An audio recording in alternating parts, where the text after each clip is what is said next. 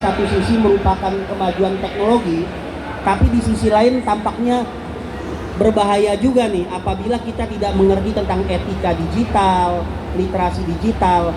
Sebab perkembangan teknologi itu bukan menggantikan proses berpikir. Dia hanya sebuah tools yang digunakan untuk mempermudah tugas dan aktivitas manusia. Salah satu kelebihan guru yang tidak mungkin bisa digantikan oleh teknologi, guru itu punya rasa dan punya hati. Artificial intelligence, dia tidak punya rasa dan tidak punya hati. Dia bergerak secara mekanik. Nah, jadi kealamiahan guru sebagai manusia itu harus diperkuat dengan menggunakan teknologi sebagai tools. Nah, di situ konteksnya. Jadi jangan dibalik.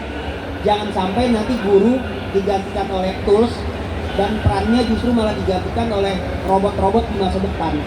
Ada komik Doraemon dan Petualangan, itu jelas menggambarkan pada mulanya Nobita, kemudian Doraemon, itu mereka menggunakan kantong ajaib untuk menjadikan robot-robot sebagai pembantu manusia. Tapi di kemudian hari robot-robot ini merasa kok manusia ini seperti memperbudak kami para robot. Dan lama-lama manusia karena tidak beraktivitas, motoriknya itu mengalami penurunan fungsi.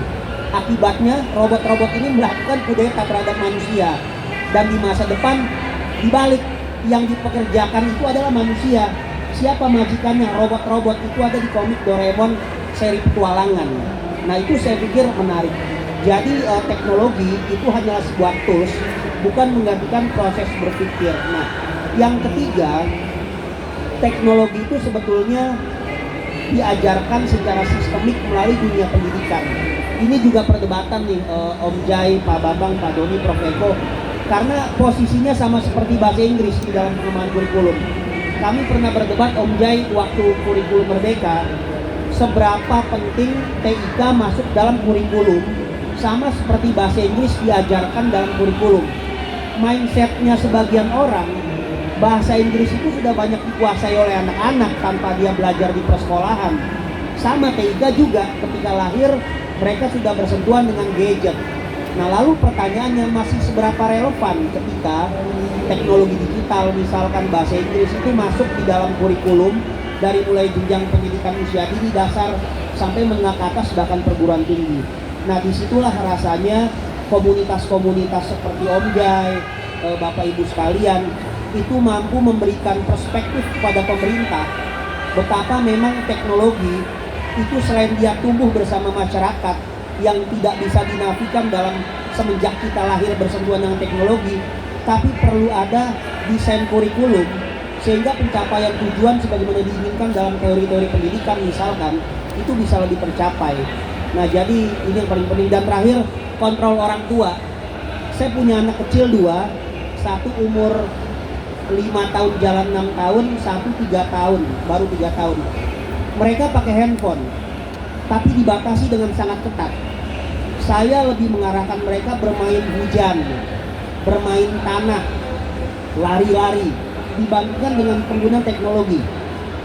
Tapi tidak mengharamkan teknologi, hanya fungsinya dibatasi sedemikian rupa sampai nanti mereka siap untuk membedakan kapan dia menggunakan teknologi berdasarkan kebutuhan, kapan dia harus lepas dari teknologi karena motorik manual yang ada di tubuhnya itu harus tumbuh dan berkembang.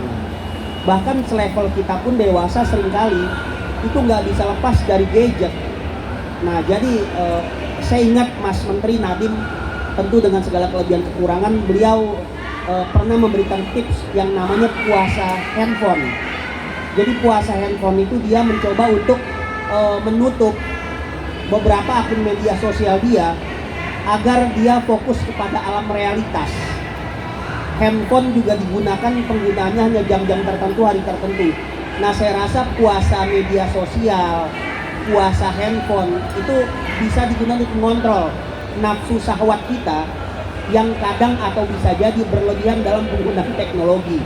Yang memiliki kuasa untuk mengendalikan teknologi itu manusia dengan akal pikirannya serta nuraninya. Nah, itu yang kita ingin, ada titik keseimbangan antara teknologi secara mekanik dengan manusia secara organik.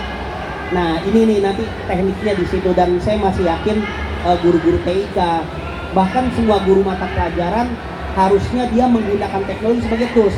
Jangan bebankan teknologi hanya kepada guru TIK. Guru sejarah harus menguasai teknologi, guru matematika juga sama. Nah, dan pada akhirnya saya menutup dengan sebuah kalimat, sampai kapanpun guru tidak akan bisa digantikan oleh teknologi.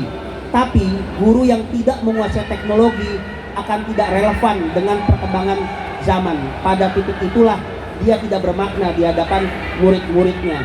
Guru yang hebat adalah guru yang bisa menguasai teknologi, menggunakan teknologi untuk kepentingan murid-muridnya, untuk pencapaian tujuan pendidikan, untuk kemaslahatan umat manusia. Makanya kita mendukung revolusi 5.0 dari Jepang yang gagasan utamanya kepada humanity, kepada kemanusiaan, teknologi untuk meningkatkan kualitas hidup manusia, bukan justru malah mereduksi kemampuan manusia dan menggantikan peran manusia. Saya rasa itu Om Jai, Prof Eko, Pak Bambang, Mas Doni, Bapak Ibu sekalian, yang benar dari Allah, yang keliru datangnya dari kita sebagai manusia. Lancar Om Jai, lanjut konsisten perjuangannya dengan